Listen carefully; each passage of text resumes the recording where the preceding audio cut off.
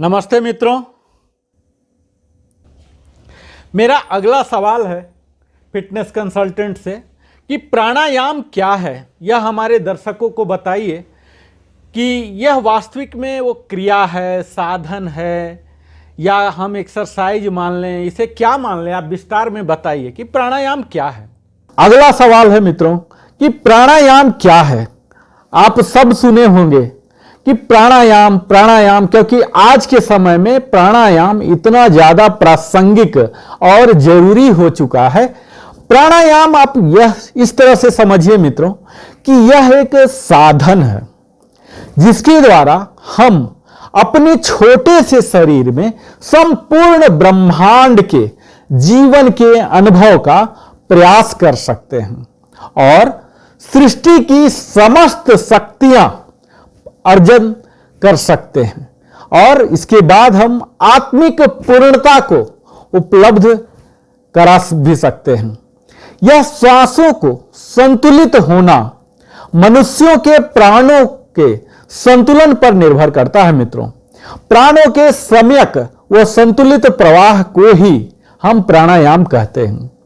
सामान्य ढंग से किए गए भजन पूजन आत्म चेतना को जिस तरह संवारते तराशते हैं, उसकी तुलना हम प्राणायाम के साथ किए गए भजन पूजन का परिणाम अधिक फायदेमंद होता है। अगर आप वैज्ञानिक दृष्टिकोण से देखें तो अध्ययन यह साबित करता है कि प्राणायाम से हमारी विल पावर, जो हमारी इच्छा शक्ति है, इसमें बढ़ोतरी होती है और इससे हमारे शारीरिक उलझनों के बीच धैर्य, उत्साह, उमंग और उल्लास के साथ साधना साधने में बड़ी मदद मिलती है। कई योगियों ने श्वास पर गहन गंभीर प्रयोग किए और यह निष्कर्ष निकाला कि प्राण को साध लेने पर सब कुछ साधा जा सकता है मित्रों। तो यही है प्राणायाम। आइए अब जानिए कि प्राणायाम का अर्थ क्या है। तो जैसा कि आप यह सुन पा रहे होंगे कि यह दो शब्दों के योग से बना है। अब संधि विच्छेद करके देख लीजिए, प्राण जोड़ आयाम। तो इसमें पहला शब्द है प्राण और दूसरा शब्द है आयाम। इसका शाब्दिक अर्थ है प्राण का श्वसन को लंबा करना और प्राण जीवन शक्ति को लंबा करना, दोनों में से कुछ भी आप कह लीजिए। तो प्राणायाम का अर्थ श्वास को नियंत्रित करना या कम करना नहीं है। प्राण या श्वास का आयाम का विस्तार ही प्राणायाम कहलाता है। यह प्राण शक्ति का प्रवाह कर हमें जीवन शक्ति प्रदान करता है। प्राण का अर्थ जो हमें शक्ति देता है, बल देता है। आयाम का अर्थ जानने के लिए इसका संधि विच्छेद करते हैं क्योंकि यह दो शब्दों के योग से बना है। आ जोड़ याम से बना है। इसमें मूल शब्द याम है। आ उपसर्ग लगा है। याम का अर्थ गमन होता है और आ उपसर्ग उल्टा के अर्थ में प्रयोग किया जाता है। अर्थात आयाम का अर्थ होता है उल्टा गमन, जिससे कि प्राणायाम में आयाम को उल्टा गमन के अर्थ में प्रयोग किया गया है। इस प्रकार प्राणायाम का अर्थ प्राण का उल्टा गमन होता है। यहां यह ध्यान देने योग्य बात है मित्रों कि प्राणायाम प्राण के उल्टा गमन के विशेष क्रिया की संज्ञा है, न कि उसका परिणाम है। अर्थात प्राणायाम शब्द से प्राण के विशेष क्रिया का बोध होना चाहिए। फेफड़े की श्वास प्रश्वास क्रिया हमारे इनहेल एक्सेल की क्रिया है।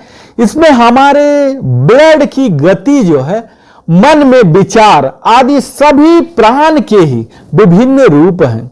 यह गति श्वास प्रश्वास द्वारा उत्पन्न नहीं होती, बल्कि वही श्वास प्रश्वास की गति को उत्पन्न कर रही है। यह गति ही पंप की भांति वायु को भीतर खींचती है। प्राणायाम का यथार्थ अर्थ है प्राणों का संयम।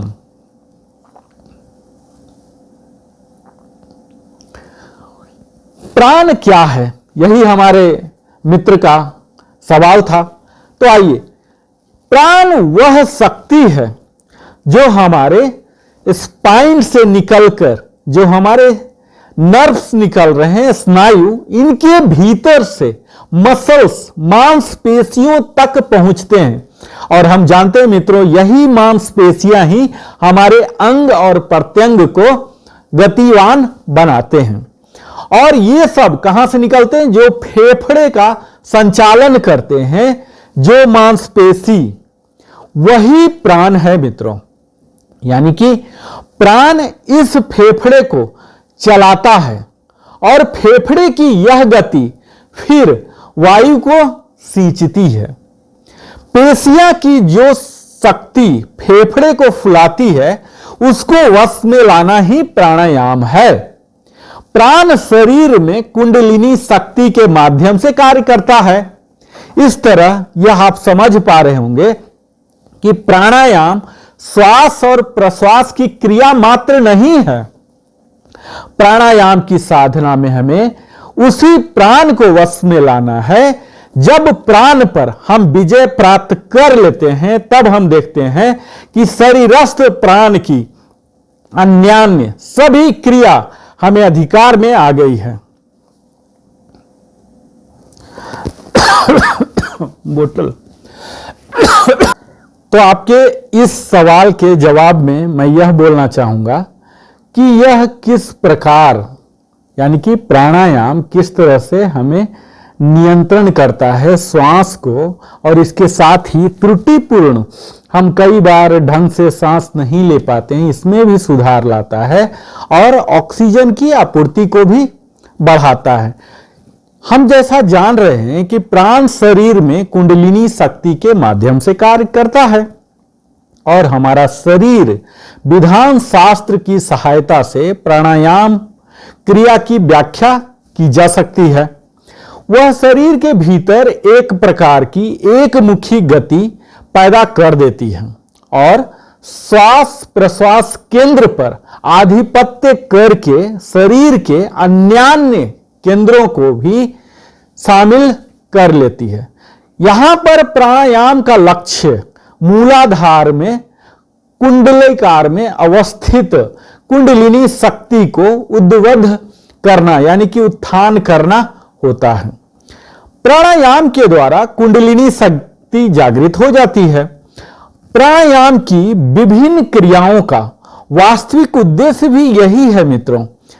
हमें पहले फेफड़े की गति पर विजय पाने की चेष्टा करनी चाहिए और कुछ वर्षों के अभ्यास के बाद, यह सब कर सकने के बाद, हम सूक्ष्मतर गतियों को भी वश में ला सकेंगे। तो इस प्रकार प्राणायाम हमारे श्वास पर नियंत्रण करता है।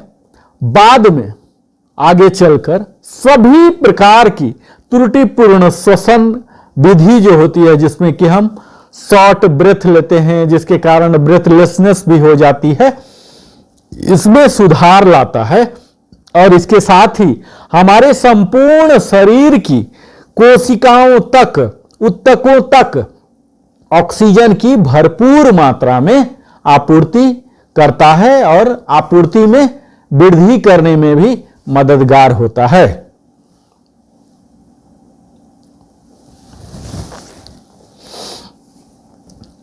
आपने पूछा कि प्राणायाम कितने प्रकार के हैं। तो प्राणायाम जैसा हम सब अभ्यास करते हैं 30-35 प्रकार के हैं, पर यहां मैं कुछ मुख्य प्राणायाम ही आपके लिए गिनाने जा रहा हूं, जो कि हम आम लोग को करना चाहिए। तो एक एक करके मैं अभी नाम बता रहा हूं। इसी श्रृंखला में आप आगे चलकर देखेंगे मैं इसका अभ्यास भी कैसे करते हैं, इसकी विधि बताऊंगा, इसके लाभ बताऊंगा, इसकी क्या सीमाएं हैं, कंट्राइंडिकेशंस हैं, ये सब बातें भी हम आगे चल के बात करेंगे। तत्काल आप अपना परिचय इनके प्रकार क्या क्या हैं उनसे करा लीजिए। तो पहला मैं बोलना चाहूंगा भस्त्रिका प्राणायाम, कपालभाति प्राणायाम, जो कि एक क्रिया है, लेकिन लोग प्राणायाम कहा करते हैं। अनुलोम विलोम प्राणायाम, बाह्य प्राणायाम, भ्रामरी प्राणायाम, उद्गीत प्राणायाम जहां कि हम ओम चैंटिंग करते हैं, प्रणव प्राणायाम जहां मन में ही ओम चैंटिंग करते हैं, बगैर ध्वनि के करते हैं, अग्निसार क्रिया है, उज्जाई प्राणायाम है, शीतकारी प्राणायाम है जो हमें कूलिंग देता है, इसके साथ ही शीतली प्राणायाम है, यह भी हमें कूलिंग देता है, और चंद्रभेदी प्राणायाम है। ये सब बिल्कुल बेसिक है जो हमें कूलिंग के लिए यूज होते हैं। तो यह कुछ प्रकार हैं। अब हम बात करने जा रहे हैं, जैसा कि हमसे पूछा गया है, यह श्लोक बताकर इसका भावार्थ, जैसा कि आप सुन चुके हैं श्लोक, तो इसका मुख्य भावार्थ यह होता है मित्रों कि प्राणों के चलायमान होने पर हमारी चित्त भी चलायमान हो जाता है, और प्राणों के निश्चल होने पर मन भी स्वतः निश्चल हो जाता है, और योगी अस्थानु हो जाता है। यानी कि हमारा फुल कनेक्शन है मित्रों प्राण से ही, जिसके कारण क्या होता है, योगी को श्वासों का नियंत्रण करना चाहिए।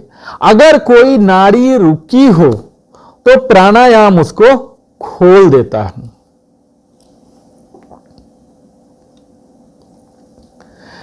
इस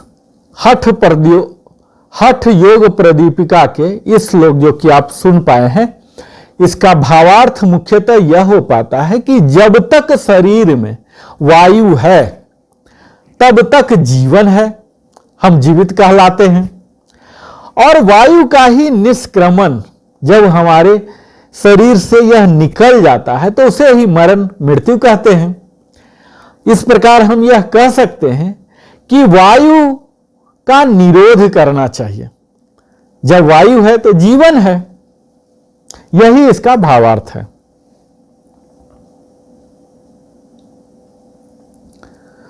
अब अगर आप इस श्लोक का अर्थ जानना चाहेंगे जो कि अभी इन्होंने बताया, तो इसका भावार्थ यह होता है कि प्राणायाम के बारे में बहुत से ऋषियों ने अपने अपने ढंग से कहा है, लेकिन सभी के भाव एक से ही हैं।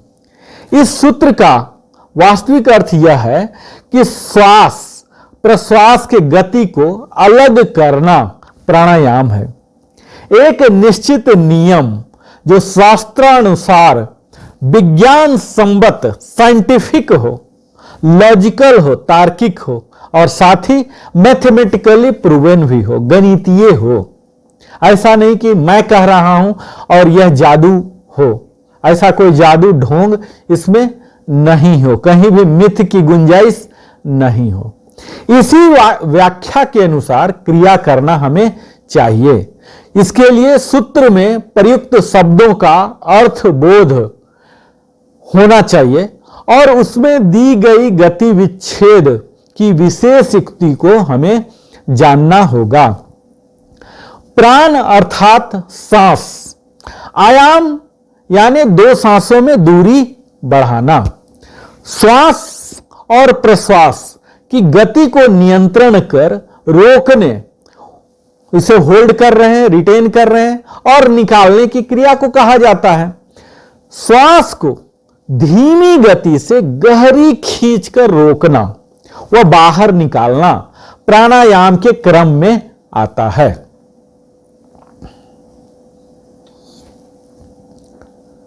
अब हम बात करेंगे इनके जवाब के रूप में कि हमारी वो कौन सी मनोदशा होनी चाहिए, एटीट्यूड होना चाहिए। तो आप जानिए कि जब हम श्वास खींचते हैं तो हमारा भावना यह होना चाहिए कि हम प्राण शक्ति एवं श्रेष्ठता इस श्वास के साथ अंदर हम खींच रहे हैं, और जब श्वास छोड़ते होते हैं यानी कि एक्सहेल करते होते हैं तो हमें यह भावना करना है कि हमारे सारे दुर्गुण यानी कि काम, क्रोध, लोभ, मोह, अहंकार, इन सारे पांचों दुर्गुण, सारी दुष्प्रवृत्तियां, हमारी बुरे विचार इस प्रश्वास के साथ बाहर निकल रहे हैं। हम सांस जब भी लेते हैं तो सिर्फ हवा नहीं खींचते हैं, उसके साथ ब्रह्मांड की सारी ऊर्जा को उसमें खींचते हैं। हमें लगता है कि सिर्फ सांस खींचने से ऐसा कैसा होगा। हम जो भी सांस फेफड़ों में खींचते हैं वो सिर्फ सांस नहीं है, उसमें संपूर्ण ब्रह्मांड की समस्त ऊर्जा सम्मिलित है। जो सांस हमारे पूरे शरीर को चलायमान बनाने के लिए आवश्यक है, वही हमारे शरीर को दुरुस्त रखने के लिए भी ताकत देती है। इस जगत का कारण स्वरूप अनंत सर्वव्यापी मूल पदार्थ है। प्राण भी उसी तरह जगत की उत्पत्ति का कारण स्वरूपा अनंत सर्वव्यापी विक्षेपकारी शक्ति है। टिक्का सही है ना? आपने पूछा कि जीवनी शक्ति या प्राण शक्ति क्या है, तो मैं दर्शकों को बता दूं कि सामान्य रूप से प्राणायाम की परिभाषा श्वास पर नियंत्रण के रूप में की जाती है। हालांकि अभ्यासों की दृष्टि से यह व्याख्या सही हो सकती है, क्योंकि ऐसा ही है, लेकिन यह प्राणायाम के संपूर्ण अर्थ को प्रकट नहीं कर पाती है। प्राणायाम शब्द, जैसा कि हमने देख चुका, कि दो पदों प्राण और आयाम से मिलकर बना है। प्राण का अर्थ होता है जीवनी शक्ति या प्राण शक्ति। यह वह शक्ति है जो समस्त सजीव और निर्जीव पदार्थ में विद्वान होते हैं। श्वास द्वारा ली जाने वाली वायु से इसका घनिष्ठ संबंध है, फिर भी यह वायु या ऑक्सीजन से कहीं अधिक सूक्ष्म है। इसीलिए प्राणायाम को फेफड़ों में अतिरिक्त ऑक्सीजन की आपूर्ति के लिए किया जाने वाला श्वसन व्यायाम हमें नहीं समझना चाहिए। प्राणायाम में श्वसन का उपयोग प्राणमय कोश की नाड़ियों में प्राण प्रवाह को प्रवाहित करने के लिए किया जाता है। प्राणायाम श्वसन क्रिया के माध्यम से मानव संरचना के स्थूल एवं सूक्ष्म स्तरों से निहित सभी प्रकार के प्राणों को संचालित व नियंत्रित करता है। इसका अप्रत्यक्ष प्रभाव मन व शरीर पर भी पड़ता है। यम शब्द का अर्थ नियंत्रण होता है और इसका उपयोग विविध नियमों या आचरणों को निर्दिष्ट कंट्रोल करने के लिए किया जाता है। लेकिन प्राणायाम शब्द के निर्माण के लिए प्राण में यम शब्द नहीं जोड़ा गया है। शुद्ध शब्द आयाम है, जिसका निहितार्थ यम शब्द से और भी ज्यादा गूढ़ है। आयाम का अर्थ होता है विस्तार या प्रसार। इस प्रकार प्राणायाम शब्द का अर्थ प्राण के आयाम का विस्तार या प्रसार होता है।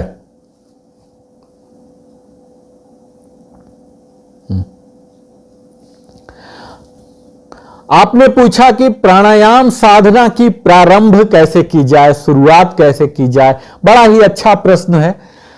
आसनों के बाद, आप क्रम की बात जब मैं करूंगा बताऊंगा कि आसन के बाद हमें प्राणायाम का अभ्यास करना चाहिए, और प्राणायाम के बाद ध्यान का करते हैं, जो कि अष्टांग में या चौथे नंबर पर आता है प्राणायाम।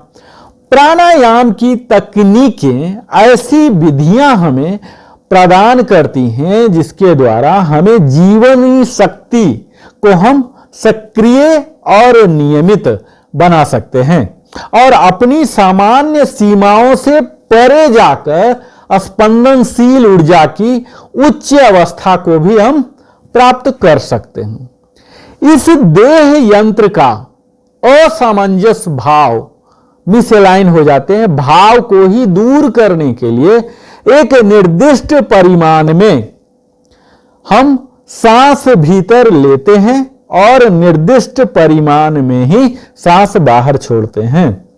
और कुछ ही सप्ताह के सफल अभ्यास के बाद सांस खींचने और छोड़ने के समय हमें ओंकार या कोई और मंत्र का भी आप पवित्र शब्द का मन ही मन उच्चारण कर सकते हैं। हमें चिंतन इस दौरान यह करना होता है कि यह शब्द श्वसन के साथ तालबद्ध रूप में, लयबद्ध रूप में, रिदमिक एलाइन होते हुए ही भीतर आ रहा है और जा रहा है। जब भी हम सांस ले रहे हैं तो उसके साथ ही एक बार ओम बोलना है, और जब हम सांस छोड़ रहे हैं तो उसके साथ भी एक बार ओम बोल रहे हैं। यानी कि जितना देर तक इनहेल कर रहे हैं और एक्सेल, कंप्लीट यह लयबद्ध होना चाहिए। ऐसा करने पर हमारे संपूर्ण शरीर क्रमशः मानो साम्य भाव धारण करता जा रहा है, ऐसा हमें महसूस होने लगता है। आपने पूछा कि प्राणायाम की साधना का लक्ष्य क्या होना चाहिए। लक्ष्य तो हमें पता ही होना चाहिए। हर कार्य के लिए अगर लक्ष्य नहीं मालूम है, उद्देश्य नहीं मालूम है, तो फिर करने का फायदा ही क्या है। तो आप यह जानिए सबसे पहले मित्रों कि प्राणायाम योग के 8 अंगों, अष्टांग योग के तहत 8 अंगों में से एक है। और अष्टांग योग में 8 प्रक्रियाएं होती हैं, यह आप जानते ही होंगे, प्रैक्टिस भी कर रहे होंगे। तो चलिए पहला जान लीजिए कि पहला यम है, दूसरा नियम है, तीसरा आसन है, चौथा प्राणायाम है, पांचवा प्रत्याहार है, छठा धारणा है, सातवां ध्यान है और 8वां समाधि है। तो सर्वप्रथम हम क्या करते हैं? श्वास और प्रश्वास करते हैं, यानी कि इनहेल और एक्सेल। फेफड़ों में हम सांस को भरते हैं, रोकते हैं और फिर धीरे धीरे छोड़ते हैं। प्राणायाम हम गायत्री मंत्र के उच्चारण के साथ भी कर सकते हैं। प्राणायाम का योग में बड़ा ही महत्व है मित्रों, क्योंकि यह जीवनदायिनी है, प्राण शक्ति को कंट्रोल करती है। प्राणायाम के द्वारा जिस मन का मैल धुल गया है वही मन ब्रह्म में स्थिर होता है। इसीलिए शास्त्रों में प्राणायाम के विषय में विशेष उल्लेख मिलता है।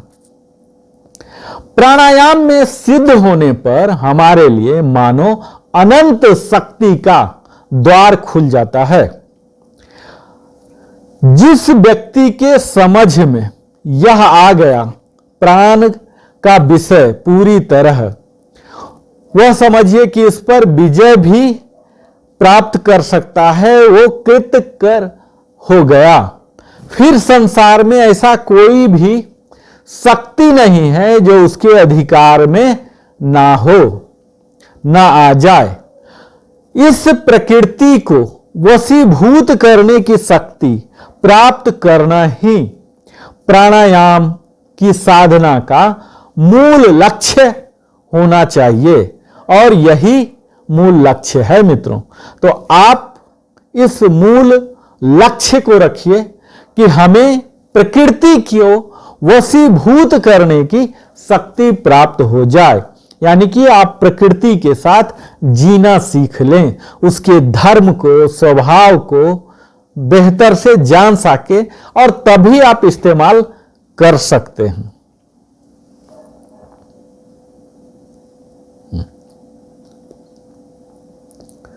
तो चलिए आपके सवाल के जवाब में ही हम यह भी बता दें कि वो कौन सी प्रमुख 10 सावधानियां हैं।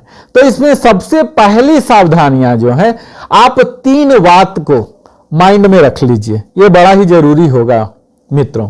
सबसे पहला तो यह रख लीजिए कि आप जो काम भी कर रहे हैं, विशेषकर मैं प्राणायाम की बात कर रहा हूं, तो प्राणायाम की बात रखिए। आपको विश्वास रखना है, पॉजिटिविटी रखना है, रिजल्ट के प्रति विश्वास रखना है, आश्वस्त रहना है कि हमें सकारात्मक परिणाम मिलेंगे। दूसरा, आपको सत्य भावना रखना है, आपकी जो एटीट्यूड हो बिल्कुल पॉजिटिव हो, ट्रू हो, और दृढ़ता हो, फर्मनेस हो। आपने जो डिसाइड कर लिया कि हमें करना है प्राणायाम, तो करना है। फ्लेक्सिबिलिटी नहीं होना चाहिए कि कुछ बोल दिया, कोई मिथ आ गया, कभी आलस्य आ गया, कभी अकर्मण्यता आ गया, कभी अविवेक आ गया। तो ये तीनों मुख्य बातों पर आप जरूर ध्यान दें। विश्वास है, सत्य भावना है और दृढ़ता है। इसके साथ ही अगर हम दूसरी सावधानियां की बात करते हैं तो प्राणायाम जब भी आप करते हैं, ये जाने करने से पहले हमारा शरीर अंदर से और बाहर से भी शुद्ध होना चाहिए। यानी कि हमें क्या करना, हमारे बाउल एम्प्टी होना चाहिए, हमारे ब्लैडर एम्प्टी होना चाहिए। यानी कि इससे पहले ही आप मल मूत्र त्याग कर लीजिए, आपका शरीर बिल्कुल हल्का हो प्राणायाम करने से पहले ही। अब अगर तीसरी सावधानी की बात की जाए मित्रों, तो बैठने के लिए आप जमीन पर कदापि न बैठें, उस पर एक इंसुलेटर की तरह आसनी बिछाएं जो कि हल्का सा स्पंजी भी हो और जमीन से आपको एनर्जी को डिस्चार्ज ना करे। चौथे, हम बैठने की जो हमारी पोजीशन होती है वो इस तरह से पोजीशन हो कि हमारे मेरुदंड जो स्पाइन है वो बिल्कुल सीधा हो, हमारे नेक और हेड तीनों अलाइंड हो, तनिक भी इधर मुड़ा हुआ इधर मुड़ा हुआ नहीं होना चाहिए। और अगर आसन की बात की जाए मित्रों, तो सिद्धासन पुरुषों के लिए और महिलाओं के लिए सिद्ध योनि आसन प्राणायाम के लिए और ध्यान के लिए सर्वोत्तम माना जाता है। लेकिन अगर आप नहीं कर पा रहे हैं तो पद्मासन कर लीजिए। अगर पद्मासन भी नहीं कर पा रहे हैं तो अर्ध पद्मासन कर लीजिए। अगर वह भी नहीं हो रहा तो सुखासन या वज्रासन या किसी और भी पोजीशन में बैठ के, यहां तक कि कुर्सी पर बैठ के भी आप कर लीजिए जिसमें कि आपको आराम महसूस हो। लेकिन यह ध्यान देना है कि आप उसी आसन में बैठिए जिसमें आप अधिक समय तक बैठ सकें बगैर कोई मूवमेंट के। छठी अगर बात की जाए मित्रों, तो प्राणायाम करते समय हमारे हाथों को यह ज्ञान मुद्रा में या यह चिन्ह मुद्रा, ज्ञान मुद्रा किसी में भी रखिए या कोई भी ऐसी मुद्रा में ही आप रखिए। सातवां की अगर बात की जाए तो हर सांस के आने जाने के साथ मन ही मन में ओंकार का आप जाप अवश्य करें। यह आपको आध्यात्मिक लाभ भी दिलाएगा, शारीरिक और मानसिक लाभ के साथ साथ। यानी कि आप बोनस के भी हकदार बनने जा रहे हैं। हमारे शरीर में कहीं भी किसी प्रकार का तनाव नहीं होना चाहिए। यदि तनाव में हम प्राणायाम करते हैं तो उसका लाभ नहीं मिलेगा। तनाव कहने का अर्थ यहां यह है मित्रों कि मन में किसी भी प्रकार की बातों को नहीं रखिए। यानी कि हमें वह कुछ बोल दिया या मुझे कुछ बोलना है किसी को, हमें वो दुखी कर दिया, हमें वो खुश कर दिया, किसी भी तरह के आप बिल्कुल जीरोइंग माइंड को बिल्कुल जीरो करके ही प्राणायाम करने जाइए, तभी आप फुल फायदा इसका उठा सकते हैं। और आठवां है, हमें अपने शक्ति का अतिक्रमण नहीं करना है। यानी कि जहां तक आराम से हो सकता है उतना ही करना है। बिल्कुल आराम से सांस का आना जाना, बहुत ज्यादा समय तक इसे रिटेन करके होल्ड नहीं करना, क्योंकि इससे हमारे लंग्स डैमेज भी हो सकते हैं मित्रों। अब अंतिम बता दूं कि जिन लोगों को हाई ब्लड प्रेशर या हार्ट की बीमारी या रिसेंटली ही कोई ऑपरेशन करवाए हैं, उन्हें या तो नहीं करना चाहिए या बिल्कुल धीमी गति से होना चाहिए या योग चिकित्सक के परामर्श पर ही करना चाहिए। तो यह सब कुछ सावधानियां हैं मित्रों, जिन्हें कि अगर आप सावधानियां बरतें तो बेहतर परिणाम की संभावनाएं हैं।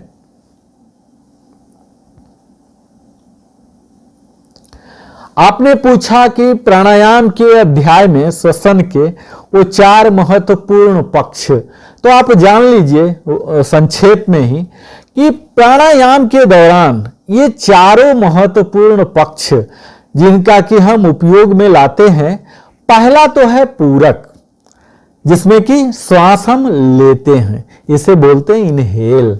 और दूसरा है रेचक, जिसमें हम सांस बाहर की ओर छोड़ते हैं, जिसे बोलते हैं एक्सहेल। और तीसरा है अंतर कुंभक, यानी कि हम अपने लंग्स में अंदर ही हवा को रोकते हैं, यानी कि रिटेन करते हैं। और चौथा है बहिर कुंभक, यानी कि बाहर सांस को रोकते हैं, यानी कि अपने लंग्स को इम्प्टी करके फिर वहीं पर होल्ड करते हैं, इम्प्टी लंग्स को होल्ड करते हैं। तो प्राणायाम के विभिन्न अभ्यासों में कई तकनीक होते हैं जिनमें इन्हीं 4 पहलुओं का अक्सर प्रयोग किया जाता है।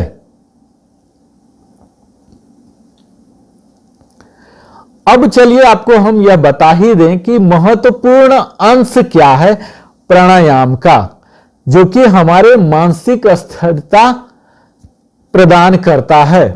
तो प्राणायाम का एक महत्वपूर्ण प्रकार है मित्रों, जैसा कि अभी आपके पिछले जवाब में हमने दिया कि 4 तरह के इसके अंश हैं। तो यह है जो सबसे ज्यादा महत्वपूर्ण है, इसे कहते हैं कुंभक, या स्वतः श्वास का रुकना कहा जाता है।